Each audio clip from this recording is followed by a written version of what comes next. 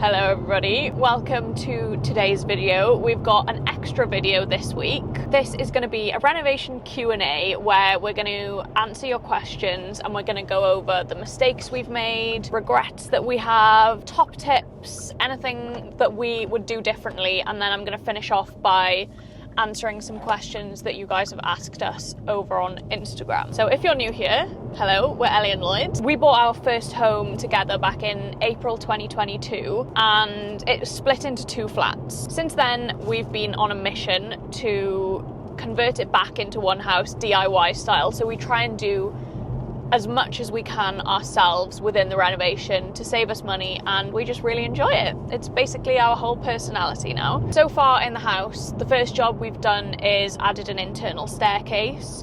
We had the roof replaced, we've completed a loft conversion, transformed the ground floor flat's kitchen into our dream main bathroom. We've recently finished our first floor living, dining and kitchen space, and now we're moving back downstairs to work on what will eventually be my home office. Anyway, you can check out our other videos for all of that stuff, but for now, let's get back to the Q&A.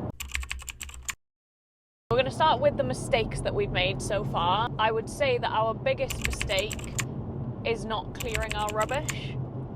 Would you agree? Yes. You will know the shed room from our house. And the other day we were going through that room and some of the stuff in there we took out probably in the first month we moved into the house. The first week, some of it. Yeah, and it's now nearly 3 years later and that stuff is still in there because we were like, oh, we've got loads of room in here, we'll just put it all in here. And we were kind of had the mentality of like, oh, we might use this stuff. And some of the stuff we have used, don't get me wrong, but we needed to be more ruthless with what we got rid of and also just making more regular trips to the tips. We always chose to make the progress in whatever project we were doing over getting rid of the rubbish. And it worked for a while because we had space to store this stuff. But as we're completing more, we are having less and less space. And now we're feeling it, aren't we? We're in a room. We're running out of space. Tell you the biggest mistake. What? Cutting through the water, mate. Yeah, that was a big mistake. Oh! What? Water! That's the water main! A few weeks ago, we accidentally cut through the water main in my home office project. I would say at the start, we relied and trusted tradespeople a bit too much. So although we try and do everything ourselves, we do get professionals in when we feel it's necessary. We didn't have any experience with tradesmen and we got really disappointed when they ghosted us, when they said they were going to turn up, or they didn't turn up when they would say they were going to turn up, or you don't hear from them for weeks. And we underestimated the way of that world, basically, because if you're renovating or you've got experience in this industry, you'll understand the frustration there. They don't work like any other industry.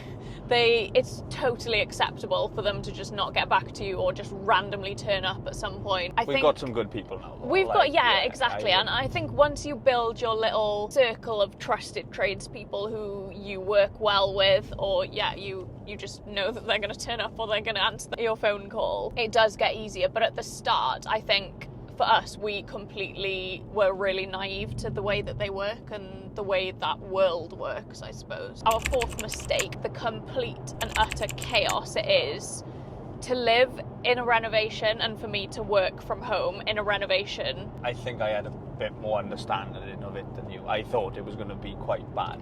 It was worse than I thought, but I think you were just like, no, we'll live here, it'll be fine. It's like, I just really could. I still wouldn't change it. I still would not change it. I found it harder, obviously, because I was working from home and I had like meetings on my computer and I was used to having a kind of like office space, and it turned into sitting on a camping chair downstairs in the echoey, empty main bathroom with my laptop on the bathroom unit because it was so hot upstairs that it was you couldn't be upstairs when it was that hot, basically because the house had like no insulation, south facing massive windows.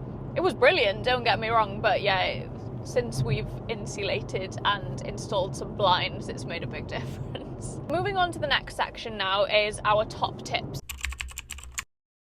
So if you're thinking of buying a renovation project as your first home, or you already do have a renovation project, or you're thinking of buying a house just to renovate and flip or to rent out, whatever it might be, these are our top tips to you. Probably my best advice for someone who wants to do a renovation project like we're doing, where we're doing a lot of DIY, I would say is give everything a go where possible.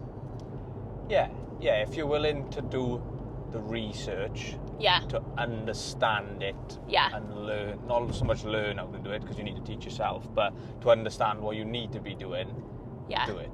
Yeah, definitely. So you've got to research. Yeah, you have to be willing to put the effort into doing the research, but also you've got to have an interest in it. If you have no interest and you want a quick fix and you want to just get something done and never want to do it again, then DIY renovating isn't really for you. If that's is it really? No. But like, for example, with us, like Lloyd, even something as simple as like how you should properly build a stud wall, that's going to be a skill which you're going to use again and again and again. But you need to know how to do it properly. You need to know which tools you need to have, how to structure things, and you need to understand how much money this can actually save you. Like, labour is a lot. That's the biggest killer. Yeah, understand how much money it can save you and give things a go if you're willing to give them a try, and make use of YouTube, because channels like Skill Builder and Charlie DIYte can teach you so much. If you're willing to just, instead of putting the TV on after work and watching Emmerdale, just spend your evening watching some of Roger Bisbee's videos on the Skill Builder channel or Charlie DIYte. Like, for example, with plastering, when we decided we wanted to learn how to plaster ourselves and give that a go, we probably spent like 20 to 30 hours watching tutorials, researching how we need to do it, what tools we need to buy, where we buy the tools, all of that kind of thing. Another top tip from us is invest in tools which are going to speed things up for you. Yeah. So our example of this is a saw, isn't it? A mitre saw, yeah. You buy a tiny mitre saw for 100 quid, less than that probably. And it's just so, it's such a versatile tool to do everything. Because, for example, when Lloyd was building the stud walls in the bathroom, he cut all of the timber with a handsaw, and it probably took all day to build a stud wall. Yeah. Whereas once you have the chop saw, it takes like an hour. Yeah. It's going to save you a lot of time. So if you feel that things are taking you a long time and you think, there's no point in me buying this, and sometimes that is the case. Sometimes there's tools which exist which would do the job quickly, but if you're only going to use it once or twice, it's not really worth the investment. But having like a core range of tools which you're going to be using again and again and again, they don't devalue either, do they? You can always sell them again, you know? What would you say your top used tools are? Your mitre saw, multi-tool for sure. Multi-tool is a really good tool, in general. You've got to have like a driver, some sort of impact driver, impact driver thing in it, whatever. Yeah, a drill as well, actually. Circular saw is a game changer as well. Circular saw, I think you could probably, you couldn't manage without it because you needed to cut sheet material. But But it's a very good tool, isn't it? They're probably our most used. Thinking what's in your toolbox. Yeah. But actually, when you add up the cost of those things, you could probably get all the tools you need for like less than £500, I would say. Yeah, if you bought budget tools. For example, our mitre saw is a budget one. Yeah, it's from Screwfix. I'll link all these things in the description, and I'll link what we would say are the essentials. We touched on this earlier, but go to the recycling centre often and put that into your schedule of tasks to do, because actually you feel really, really productive when you go to the recycling centre. Even if you're not like making progress, you're making space, and that's worth a lot. Yeah. I would also say don't be too structured with your time frame. Would you agree? Well, things just take a lot longer probably than you think. Yeah. That's what I've discovered. Like, until you do it once or twice and get a bit more of understanding. If you've never done something, it's going to take you a long time. And it can feel quite like disheartening, I guess, when you say, for example, on a weekend you plan to do 5 different things and the first task takes 4 times longer than you were expecting it to, and you can now only do 2 out of the 5 tasks you originally planned to do, you feel really disheartened and demotivated, but you shouldn't. One thing at a time. Yeah, one thing at a time. At the start, we felt quite overwhelmed with what order to do things in with the tasks, because obviously our project was massive. Like, we needed to install a staircase, we needed to replace the roof, we needed to knock walls down, we needed to build walls, we needed a new heating system, we needed new electrics. Like, it was really overwhelming, wasn't it? And I would say what we did, and I think it worked, was prioritize the tasks that need doing, not what you want to do. So I really wanted a nice new kitchen, but that was not the priority when our roof needed replacing. Yeah. You know what I mean? You'll have your home buyers survey, and on there it will address anything that needs attention and start with those things, and then everything else will just kind of fall into place, won't it? Yeah.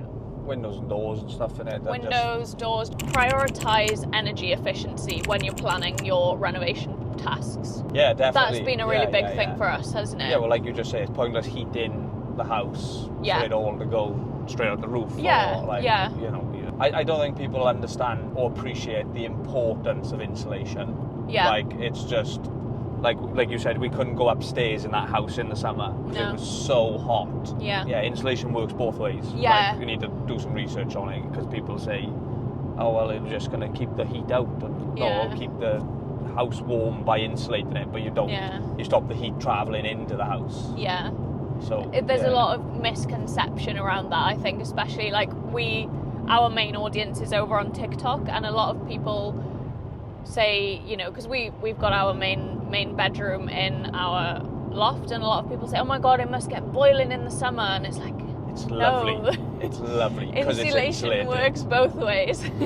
But yeah, basically think about spending probably a lot more than you initially budget for your insulation, because it's going to save you long term. I would also recommend looking into what renewable energy opportunities you've got. So for example, with us, we've got solar panels and a battery. Our house faces south, so it was a given, and also we were doing the roof, so we had scaffolding and that kind of thing. We looked into that and we invested heavily in solar panels, which long term again is going to benefit us. We didn't do this, but a lot of places in the UK, especially at the moment, have got like government endorsed schemes like grants and, you know, help towards these kinds of systems. There's so loads of stuff on the go in a minute.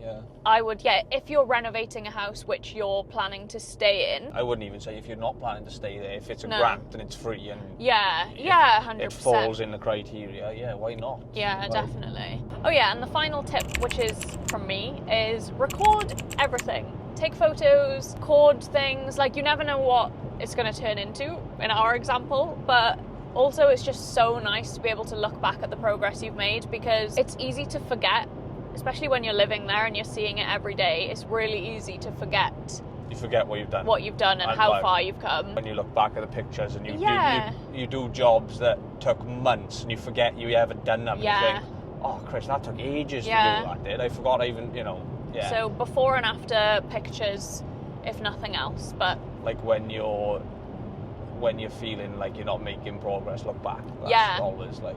Definitely. Okay, moving on to the next section, which is things that we do differently. Things that we do differently. We don't actually have that many things that we do differently, I guess, because we're still in the process and it's not been that long since we did all of our tasks. It made a lot more sense for us to not live at the renovation project and to rip everything out, completely gut the place. Do you agree? Yeah, 100%. Yeah. If it was financially viable, we would have done that. Yeah. But it wasn't. It's our first home. We wouldn't do it any differently because we couldn't have, but it would have made more sense. Like with jobs that we had to do, it would have flowed a bit better, but not much more to say. I think that's a standard thing, isn't it? Yeah. You kind of end up, how many times we drained that heating system to add a radiator in as we do in a room at a time, whatever, it's one of them, like taking something out to put something back in, and the amount of times we've moved things like materials or like just because we don't have space, you know, and if we had our time again, we would have put underfloor heating on the ground floor. I would have, I would have liked to have done that. Because we've got solid floors down there. The ground floor has been redone at some point, and not that long ago, I would say. Yeah. And they poured a concrete slab, like it's not original. So it was kind of a shame to go backwards with it. Yeah. They've actually done a tidy job. Yeah. You can buy the retrofit stuff now, which you sit on top, can't you? But you didn't know, and just, it's one of them, I don't know. I would say back then we were still like in two minds with what our long-term plan was. Well, we still are now, but we were doing it like sort of one room at a time then, rather than thinking of the bigger picture, I would say. Yeah, just inexperienced, wanting, you know, building stud walls with a handsaw, like underfloor heating probably wasn't on our radar back then, was it? So we needed a bathroom to work, that was and the first thing, you know, again, that's a living there problem. Probably if we didn't live there, we would have done it.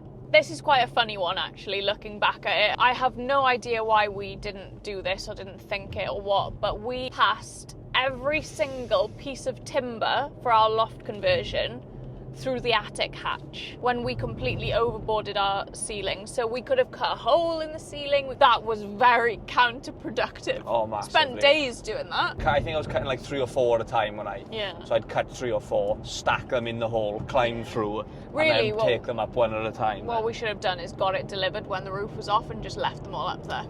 Yeah. And then on that subject as well, would have taken down all of the old ceiling in the first floor living, dining, open plan space. We overboarded this with 6mm plasterboard and tape and jointed it all.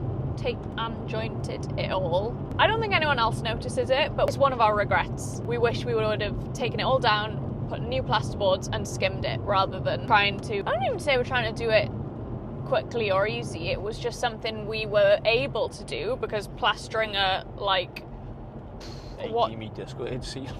Yeah, nah. I was just about good enough to do a very small patch of wall at that point. So yeah, you can see the lines in it quite a lot, but again, nobody else notices it, and yeah, we do. But that is our top tips, our mistakes, and what we would do differently. So now I popped up a question box on my Instagram story, so I'm going to read through some of the questions.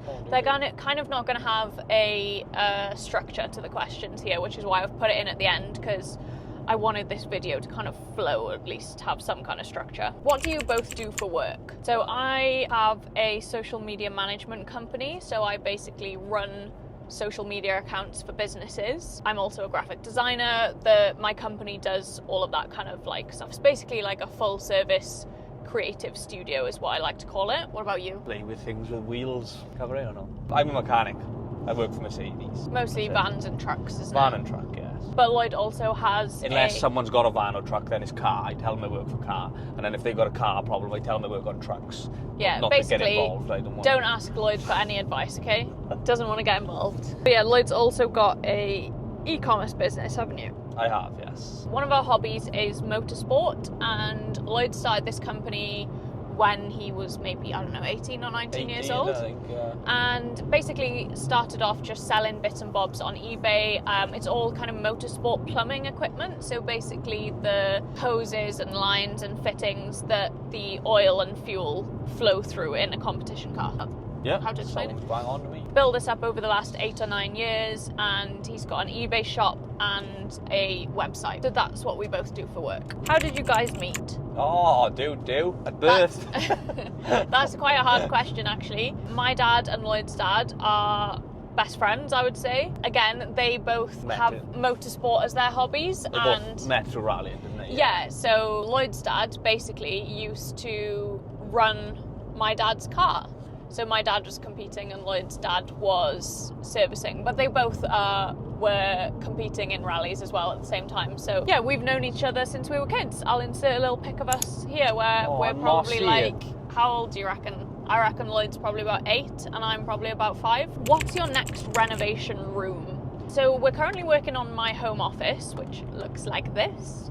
And I would say probably our next project after this is going to be your office. Or actually, it's not really a room, it's a separate building. I don't know. If it was to say a room in the house, it would probably be Lloyd's office. I don't know. Finish your office and we'll see how long that takes us. I'm going to build a workshop at home for my business. That's the next big job. So guys, that is the end of today's video. I hope you did enjoy it. Please let me know what you thought of this kind of video, if you'd like us to do more of these kinds of things. Please remember to like the video if you did enjoy it and to subscribe so you don't miss any of our other videos. Other than that, I shall see you on Wednesday for our next video. Bye!